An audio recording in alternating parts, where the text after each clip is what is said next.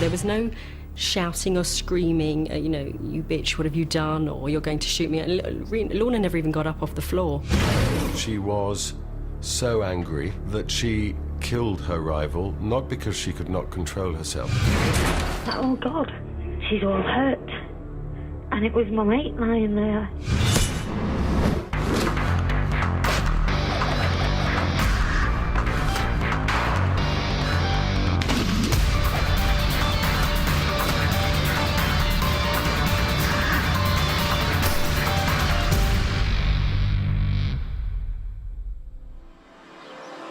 10:30 a.m., September the 10th, 2002. In West London, Rena Salmon approaches a beauty salon armed with a double-barreled shotgun. At point-blank range, she shoots dead her love rival, Lorna Stewart. A woman in her 30s from Berkshire has been arrested and is being questioned at a police station in the Chiswick area. At the Old Bailey, Rena Salmon pleads not guilty to the charge of murder. But a jury convicts with a unanimous verdict, jailing her for life. Was Lorna Stewart the victim of a crime of passion, or premeditated murder, as the jury decided? Tonight, the story of an affair that drove a woman to take the life of her best friend.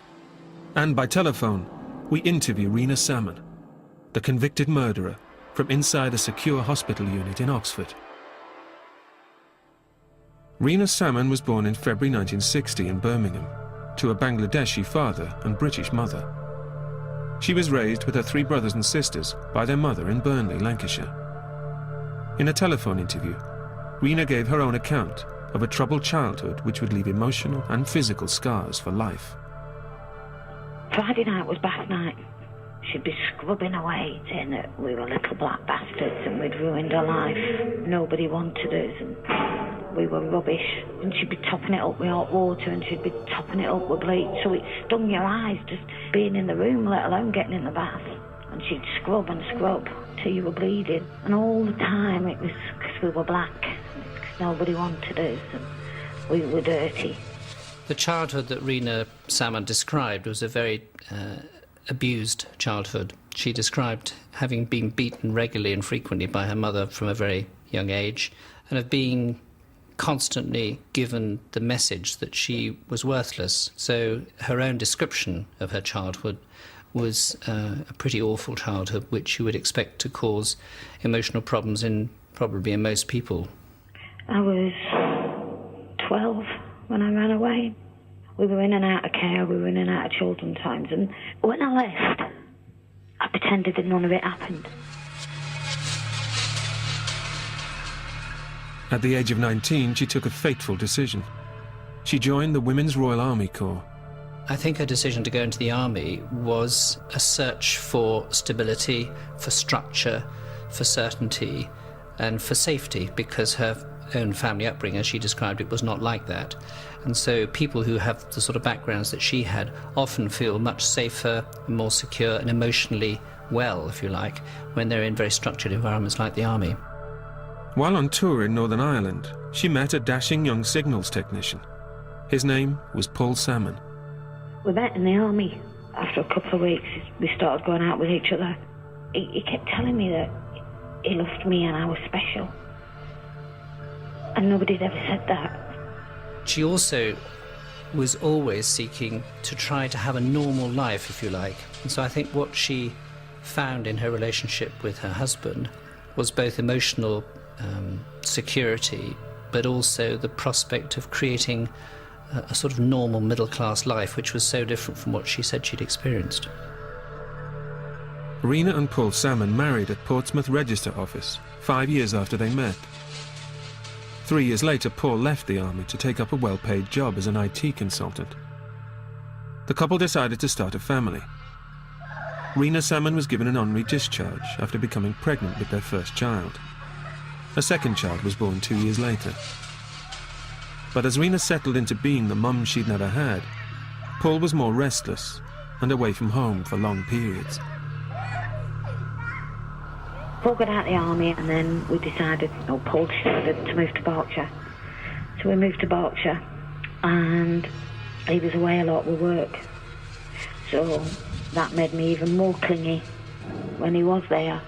She had serious physical problems. She had a very serious back problem, which is well documented, and it was bad enough to have to take morphine. And as time went on, she became concerned about her appearance and thought she was becoming fat and unattractive. And I think that she worried that that might put strains on the marriage. So I think latterly she became very insecure. A couple of weeks on the trot, he'd rung to say he had to go away. And then at the last minute, he'd just come home and it'd be like, what are you doing home? Oh, it got cancelled. One night, he was drunk and I asked him if he was having an affair. And he said no, but truth be told, he had had one. Weeks later, the Salmons met another new family in their home village of Great Shefford, Berkshire. Lorna Stewart, who ran a successful beauty salon in London, and her husband, Keith Rodriguez, a steward for British Airways. They had a 4-year-old daughter, Kendall, and were expecting their second child. It was the summer, and my daughter was out playing all the time. It's a little village, it's very friendly, very safe. She started bringing home this little girl. In the end, it was like, oh, well, you know, we need to take this little girl home, show me where the little girl lives, and we can tell her mummy and daddy where she is. And just said, like, no, oh, I'm sorry, I'm Rena, I live in the village, and obviously your daughter's been playing with mine all the time. And I just thought I had to bring her home because she'd done with us for a few hours. So she invited me in for a coffee, and I had coffee. She had warm water. I remember laughing and saying, why are you having warm water? Nothing in it. She said that she was into like holistic treatments and she didn't really like tea or coffee. We were sitting discussing all that, and she told me about a clinic up here in Chiswick. Lorna Stewart's beauty salon was called Equilibrium and based on the High Road in the prosperous area of Chiswick in West London. It was a busy salon, and Lorna was popular with both customers and employees. Her accountant was Lindsay Rees. She was wonderful. She was gregarious, outgoing, vivacious. Everybody liked her. All, other women found her attractive in a friendly way. She didn't make you feel on edge. And men were attracted to her too. She had a real sense of fun about her that you enjoyed talking to her. And she actually made you feel really special when you spoke to her. I think Lorna was probably all the things that Mrs. Salmon would like to have been. I mean, she was blonde, white, and so on, and I think that very much contrasted with what she alleged her mother said to her when she was a child. She was really confident. She had a real air about her. She was really pretty. And I just thought, I like this lady. She's the sort of person I'd have as a friend. And that's what we became. Both families grew closer. By day, the parents took turns to do the school run, and at weekends they'd throw parties for the village. But as far as Rena Salmon was concerned, her husband Paul had problems with Lorna. Paul used to sit there and say that Lorna's full of it. All she talks about is crap. She's just, an empty shell, an empty vessel. She's all show. Lorna would go out and spend 300 quid on a pair of Jimmy Choo boots. Paul would be like, not a chance I'd allow that. So he was always putting her down when he spoke to me about her, and he didn't see, why I was round there all the time, because she couldn't cook and she was stupid and a blonde bimbo. Little did Rena Salmon know that Paul had started another affair. But this time, it wasn't a fling she could ignore. Paul had started sleeping with their neighbour, the woman he apparently despised. Rena's friend, Lorna Stewart.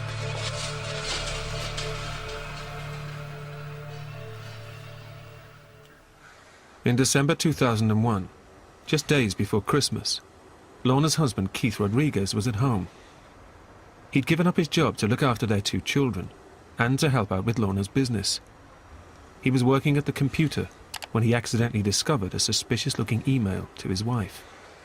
Keith Rodriguez, Lorna's husband, discovered an email from Paul Salmon to Lorna saying how much he'd enjoyed holding her at their last meeting. And Keith Rodriguez confronted Lorna about her unfaithfulness. She couldn't conceal it. It was there electronically on the screen. And there was a meeting between the 3 of them. Lorna and Paul claimed it was just a fling, which they promised to end. They begged Keith to keep the affair a secret from Rena, and he managed to, despite everyone spending Christmas together at the Salmon's house. Rena remained unaware throughout the holiday. But then came the first sign of trouble. It started for me on 3rd of January. The kids were friends for a sleepover. So where Christmas and New Year had been really hectic and we hadn't seen a lot of each other, this was meant to be like our romantic night. And we were going out for a meal and everything. And we'd come home, said he needed to talk, so he sat me down, told me he was unhappy.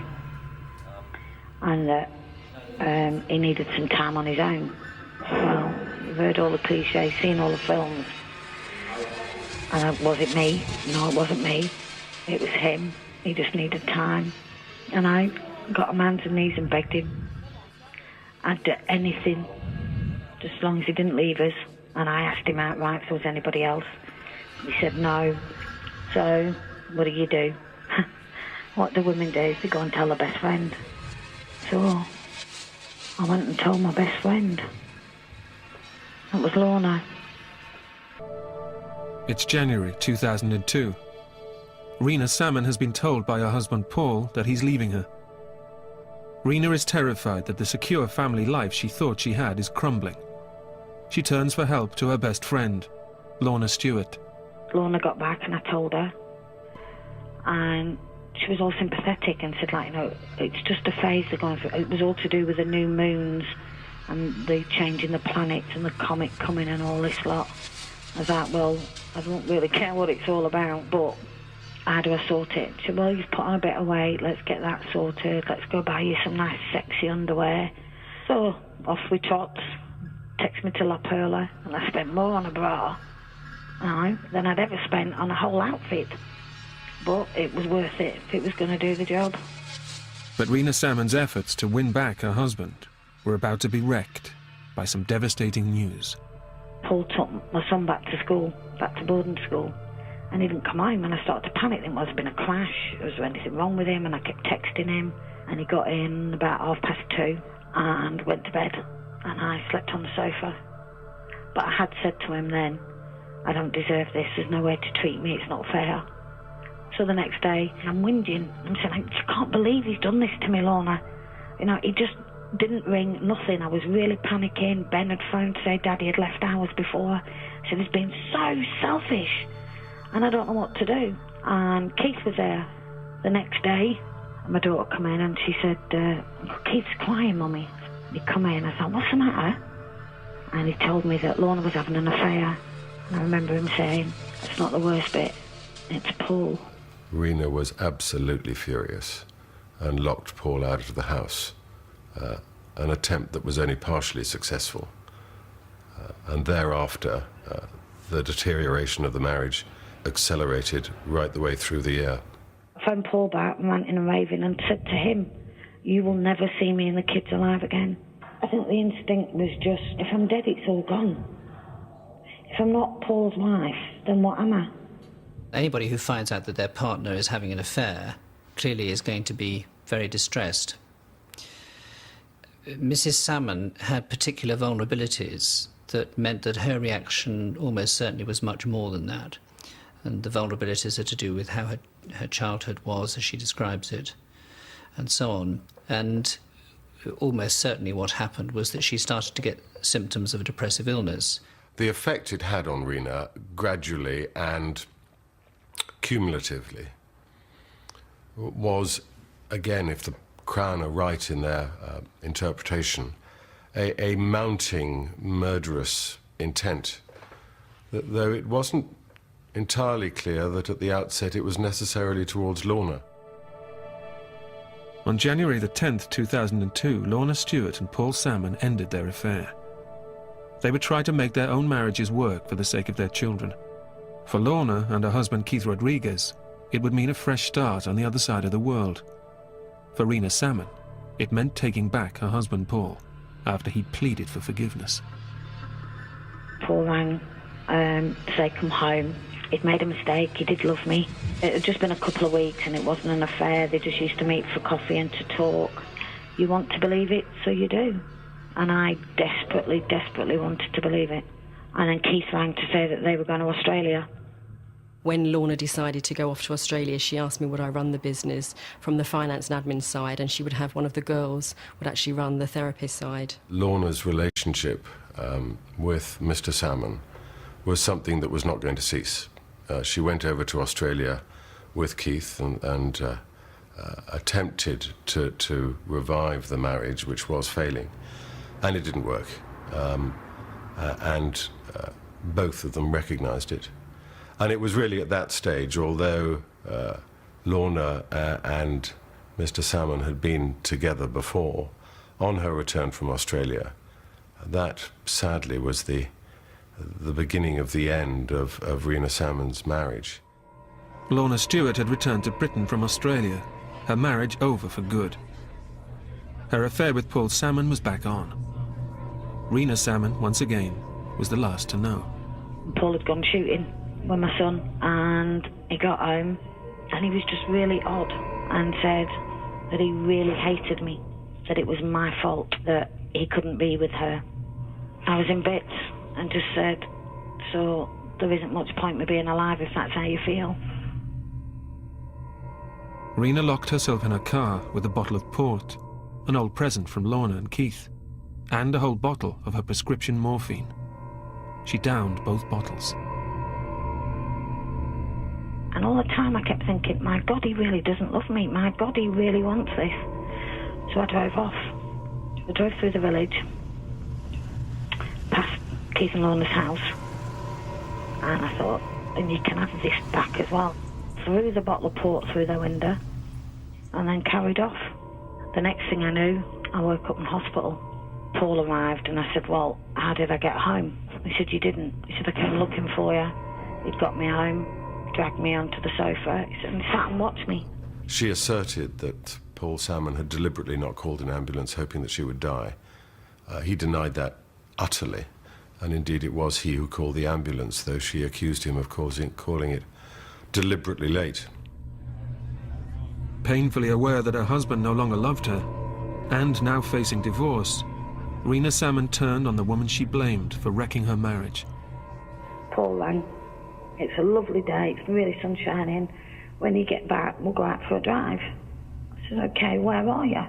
He said, oh, it doesn't matter. I said, well, it does, where are you? He said, I'll be home soon, just give us a break. I said, okay, put the phone down. And it just went through my head. He's at Lorna's. When she went round to Lorna's home, banged on the door for so long and shouting so loud that Lorna was able to ring Paul Salmon to say what was going on. She opened the door. She stood there, and I said, how could you do it again? Why? What makes you think you have the right to treat me like this after everything? And she says, because I can look at you. You're fat, you're ugly, and you're boring. Rena Salmon said that Lorna called her fat, boring and ugly. Insofar as one can pass any personal judgment about that, it didn't fit with Lorna's personality to have said that. She, it seemed from all the evidence, did feel guilty about her relationship with Paul, insofar as the effect it was having on Rena. So the first time in my life, I struck another human being, and I slapped her as hard as I could. And right then and then, I believed I had the right to do it. She grabbed hold of my hair and started hitting me back, which was a shock, has to be said, because I honestly believed I had the right to hit her and she should have just accepted it. The two women heard and I think seemed to be rolling around on the floor in a fight, and in fact it was still going on by the time Paul Salmon was able to get to Lorna's house. The neighbour says, take Rena home. She's hysterical. He said, no. He said, why would I want to be with her when I've got her? The police had to get involved in the fight that there'd been between Rena and Lorna, which Rena had started. And not only was Rena Salmon cautioned for that assault, it was later discovered that she had actually scratched the word whore over Lorna's Saab before she'd left the area. I had heard messages that she left on the answer machine, just screaming at Lorna and so forth, and Lorna came in and said that she'd etched whore into her car and that she'd actually assaulted her at her house. The escalation or if not escalation, certainly the continuance of violence, the throwing of a bottle through Lorna's front window and the sending of insulting messages to her, certainly seems to have been fueled and heightened by the divorce proceedings that really got underway in the spring of 2002. And the details about access, maintenance and the like certainly seem to have increased Rena Salmon's anger towards both Lorna and Paul. She seemed quite reserved about the whole thing. She never really said too much about it. She didn't seem angry about it, but she didn't particularly seem terrified, as you would expect. And I did say to Lorna, why are you doing this? Why are you getting involved with a man that clearly has a wife that feels this way?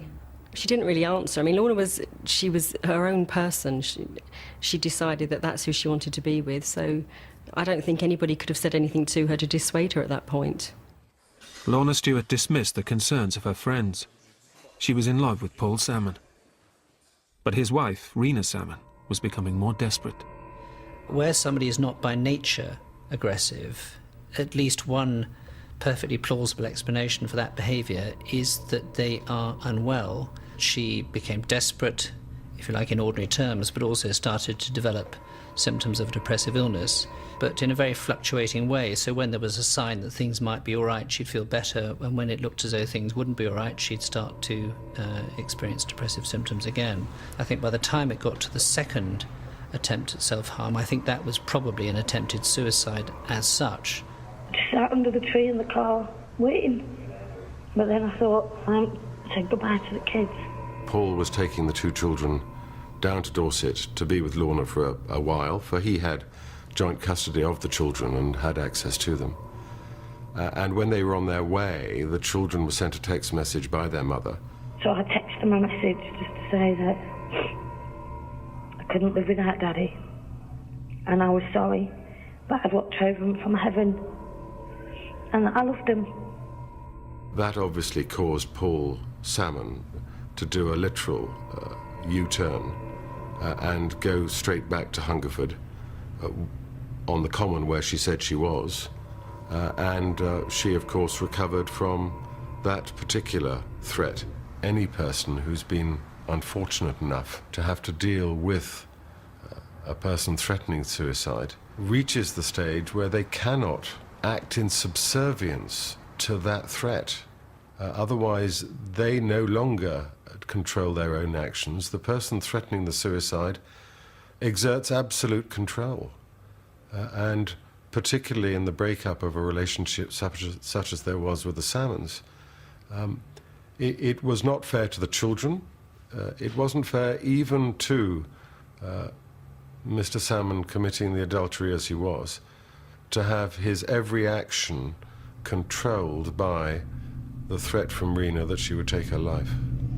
In her defence, Rena Salmon maintained that she'd been continually taunted by Paul about his love affair with Lorna. And I phoned him up and I said, I'm taking the kids to Lyme Regis. He goes, no, you're not. I said, oh, yes, I am. And I put the phone down, so I text Lorna to say, please don't use the house in Lyme Regis this weekend. I intend to be there with my kids. And he phoned me back. And he said, I tell you what, he said, you go to the house in Lyme Regis. He said, because I can shag Lorna just as easily in our bed as I can at Lyme Regis. And I lost it. It's like, you bring her anywhere near my house and I'll kill her. But it's not meant. Rena Salmon, a mother of two living in Berkshire, is being tormented by her husband's continuing affair with the woman who used to be her best friend. In July 2002, believing she cannot live without her husband, she resolves to take her most drastic action yet. As her depression got worse, and as that was linked with emotional insecurity because she'd lost the source of her security, which was her husband, she probably came to depend emotionally on her children, and that was, if you like, something of role reversal, whereas normally the parent who's the robust, strong person and the child depends upon them. I suspect it became more a mutual relationship, if you like. After my second attempt, the kids had asked me to promise never to do it again because they loved me and they didn't want to be left without me. So I promised. but I couldn't keep the promise. So I sat them down and I told them that I couldn't keep the promise and I wanted them to let me off. So they said, don't leave us behind. So I said, okay, I'll take you with me, but I'm not staying.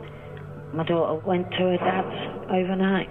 She told Daddy that he thought I was a risk, not just to him and Lorna, but to my children, and that he feared for their safety and that he was contacting social services. But he didn't. But he knew.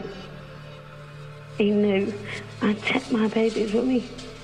She, so to speak, made a pact with her children that they would all kill themselves with her morphine. Now, you can't make a pact with children of that age. Essentially, what you're talking about is killing your children. In August 2002, Paul and Rena Salmon decided to go on holiday together with their children to Florida. But any hopes Rena had that this would lead to a reconciliation was short-lived. Paul told her he wanted to marry Lorna Stewart. She seemed to be really in love with him. I think the fact that he was in control of the situation, as opposed to when she was married to Keith, he was the house husband, she was the driver of the business, of the relationship. Her feelings towards Paul must have been extremely strong for her to leave her children in Australia and come back to him. I couldn't see what the attraction was because she didn't seem to match up to him. But she must have done, because she must have felt something very strong about him to leave her children in the first place. Lorna Stewart had returned not just to a relationship fraught with problems, but also to potential financial ruin. A fire had destroyed her beauty salon in Chiswick, though its cause was unknown. Restarting the business wasn't going to be easy. The business was completely out of action because there was no treatment rooms. All the girls had to be laid off, so they'd all lost their jobs. And Lorna was trying to re-establish the business. I subsequently found out that she was massively underinsured, so everything was going to have to be done on a real shoestring. And that was an incredible strain because there wasn't enough money to get the rooms redone and to get the equipment in that she needed and to get all the stock that she wanted back in. Once the marriage had broken down completely and Mr. Salmon was living with Lorna and they had set up house together, Rena was looking after the children. She was finding existing by herself with the children an increasing strain. They pushed me to the point I had nowhere else to go. I'm their mum. It's up to me to provide for them. It's up to me to let them have the lives they're meant to have and become the people they're meant to be. And I couldn't do it by staying alive. If I died, they could. She was on large quantities of medication, but she was also very focused. No doubt focused by her anger towards both Lorna and Paul.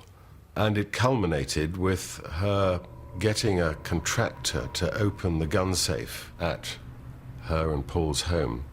All the gold coins that Paul and I had bought over the years and my jewellery were all locked in the gun cabinet along with some paperwork. And I'd asked him on numerous occasions if he would open them up so that I could get them valued for the maintenance. And opened it indeed on the pretext given to the engineer that her husband was dead and that she wasn't able to open the gun safe following his death and wanted to get some coins out of the gun safe. I knew the guns were there and part of my plan was to kill myself. So not only would I have the jewellery available and the gold coins for the kids, but I then had a way of making sure that this time when I tried to kill myself, I succeeded.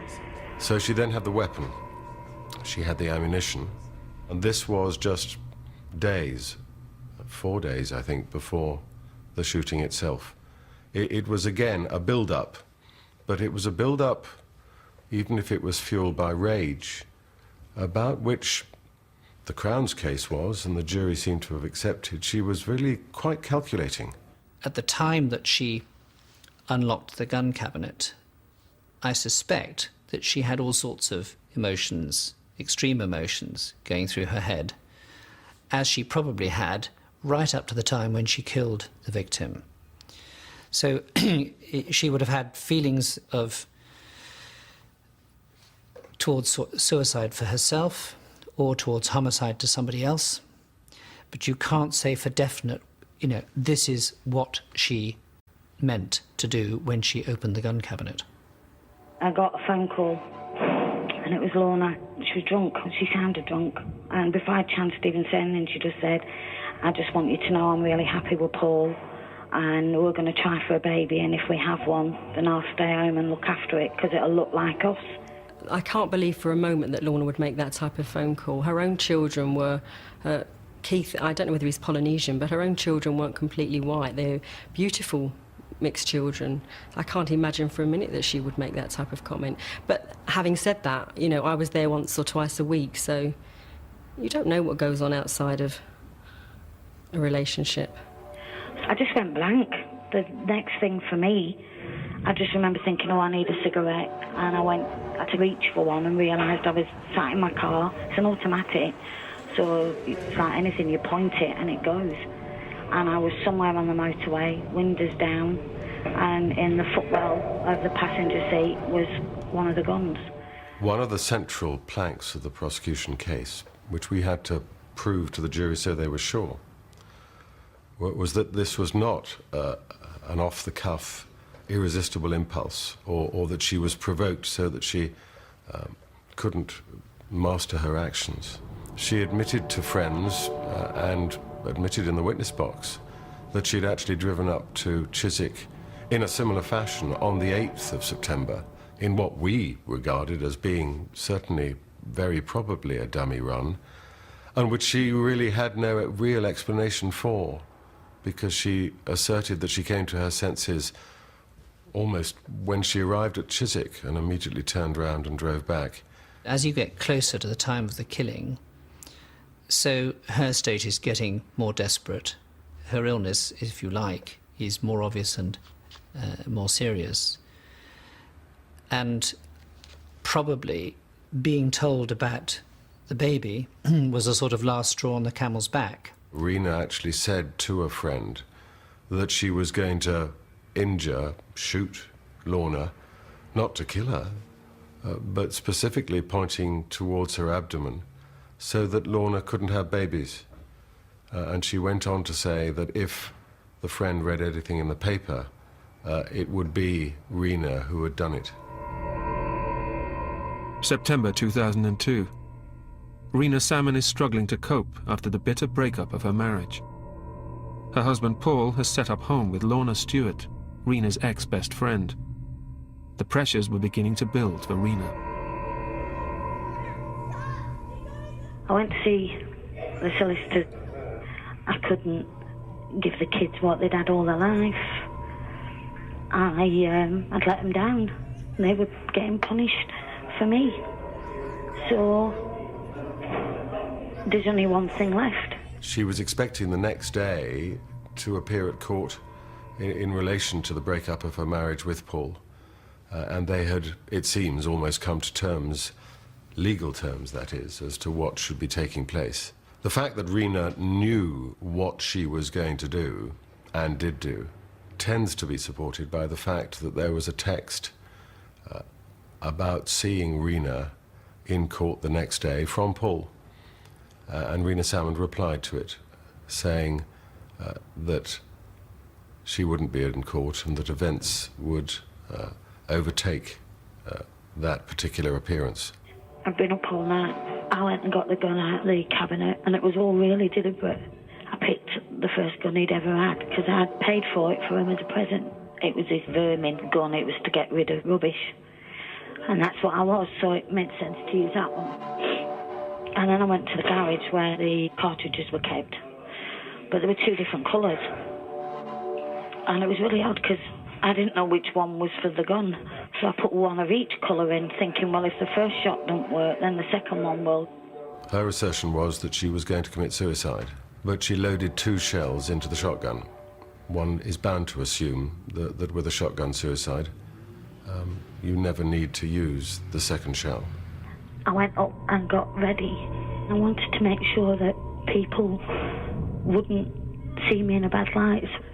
I put my jewellery on that Paul had first bought me. My original engagement ring and eternity ring, my diamond cross.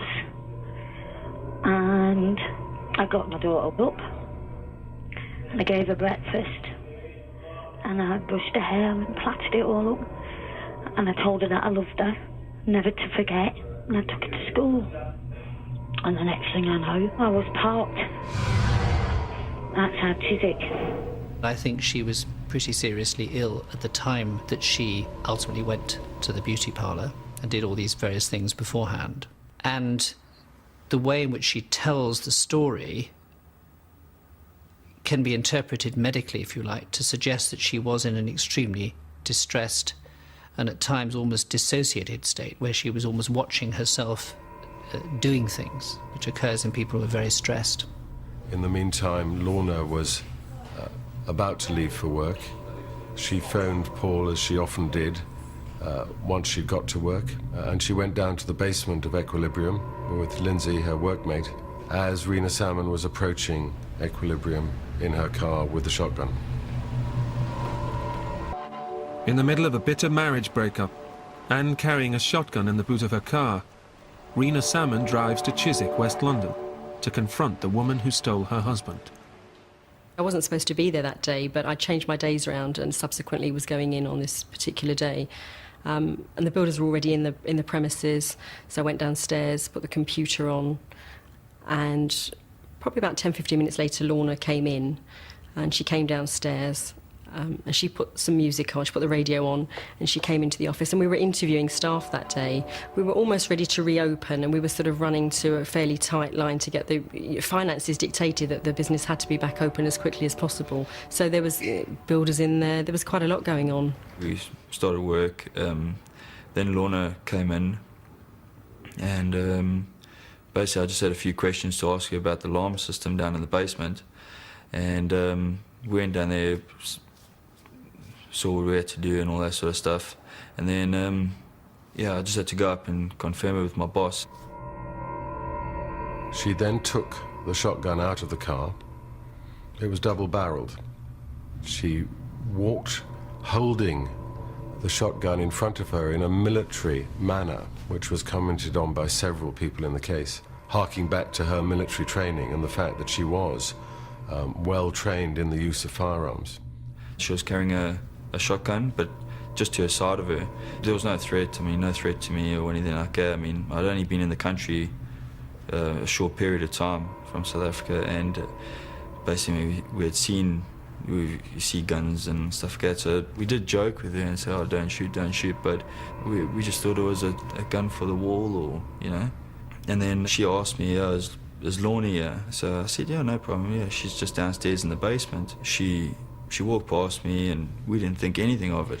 The office was incredibly small, and I was sitting at the desk writing checks and looking through the accounts and so forth. And Lorna was squatting down on the floor in front of me. I could have reached out and touched her. And all of a sudden, I heard Lorna say, hello, Rena. Like, she'd seen me every day, and we were still the best of mates. And I looked up, and there was this woman standing in the doorway, and I could see the barrel of a gun, and I couldn't see the end of it because it was just so long, but it was actually, must have been touching Lorna's side. But I'd been playing everything over in my head all night about how it would be and how she'd be scared because she'd seen me there and that she'd give him up. And she'd ring him and say, look, I've got Rena here. And that was my plan. So the minute that she had him on the phone, blow my brains out. She sees it, he hears it, and they'd know then just what they'd done. Rena was incredibly controlled, but so too was Lorna. There was no shouting or screaming, you bitch, what have you done, or you're going to shoot me. Lorna never even got up off the floor. She was still crouched on the floor. It was really controlled. It was a surreal situation to watch because it just didn't seem as if there was any emotion there. But I mean, probably Lorna was as frightened as I was, and I couldn't move. So maybe Lorna felt exactly the same way. She was frozen with fear too.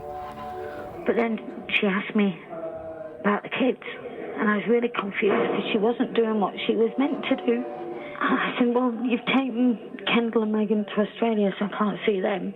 And she went, no, offhand, no. I mean, yours like they were insignificant as well. And it was like, well, Paul will look after him. You know, what did she think was going to happen to him? She just sort of looked up at me, saying, well, do it. Go on, do it. So I pulled the trigger. And the blast knocked Lorna off her feet. It was almost like in slow motion. You're trying to assimilate this information really quickly and you're enclosed in a very small space. And actually, when you're that frightened, you can't move. You can't do anything. You know, you're sort of almost powerless. And Rena stepped into the office and I screamed and ran around the back of her. I heard this small bang, you know, and we obviously thought it was like some electrical fault or something like that. I ran downstairs. As I got to the stairs, there was another gunshot. And I didn't know at that point that she'd shot her again or whether she'd shot herself. She was saying, oh my God, she shot Lorna. Basically, I mean, we both turned around and started running back up the stairs when the second gunshot went off. It's like I come to and it's like, oh God, she's all hurt. And it was my mate lying there. We went around the back to actually look down into the office because there was nothing happening and we were a bit worried about Lorna ourselves. And when we looked over the wall, there was Rena there and she was just sitting on the phone, calm as, like, I mean, there was nothing. There were witness statements, as I recall, that she looked very calm. Now, you might expect somebody who'd determinedly gone down to kill her husband's lover to be obviously furious and obviously aroused and obviously going to do something awful. But that doesn't seem to have been the case. Plainly, the way people react after an action like that differs infinitely. Sometimes it's hysterical, sometimes it's icy cool. So her description of what I've called partial dissociation and the witness statements that describe her as, if you like, abnormally calm, that goes together to suggest that she was in a very disordered state, a very aroused and disordered state. There was a form of detachment, also a resignation and a knowledge that somebody else was going to have to look after the children. When she was asked, is Lorna still alive? She actually said, I don't know, in an uninterested manner. But the way she had taken her cigarettes in with her, and actually, to the best of my recollection, smoked 2 of them while she was waiting for the police to arrive, gave the air of someone who, almost in military terms, had decided that the mission had been accomplished. And then I found Paul, because I'd always phoned him when anything happened, but he didn't answer. So then I texted him, and he still didn't answer. And I thought, I don't know what to do, because I can't leave her. So I sat with her. There's always the question as to how and why the mother of 2 charming children should so jeopardize their upbringing by killing her rival for her husband's affections. In a case of this kind, it's obviously frequently the case that psychiatrists will differ as to the motives of a murderer, or a murderess in this case.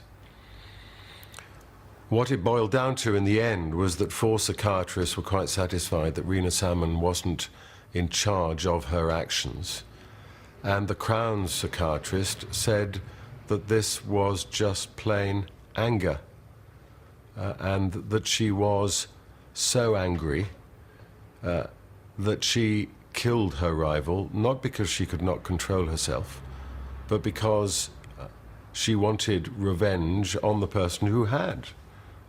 Lorna herself acknowledged it, damaged Rena's life fundamentally. I took a life, and it was of somebody I loved and I cared about. I could understand why they would fall in love. I loved him, why wouldn't she? I loved her, why wouldn't he? I felt actually I shouldn't have been the last person to see Lorna alive. I sort of was privy to a situation that was nothing to do with me. My family have suffered as a consequence. But how incredibly sad that someone would be driven to have to do that. You know, she fired the gun, but I feel Paul fired the emotional bullet to put her there. But in a cruel twist, Rena Salmon not only took Lorna Stewart's life that day in September 2002, Lorna was 2 months pregnant with Paul's child, a fact Rena learned after the trial. Regret. I live with it every day. I died and didn't achieve anything. It didn't stop my pain. It would never have brought Paul back. I knew it was past being about him. The saddest thing in all this is the kids. And all the kids lost. Kendall and Megan lost a mum. And my two lost their mum. That's what I mean, it was selfish.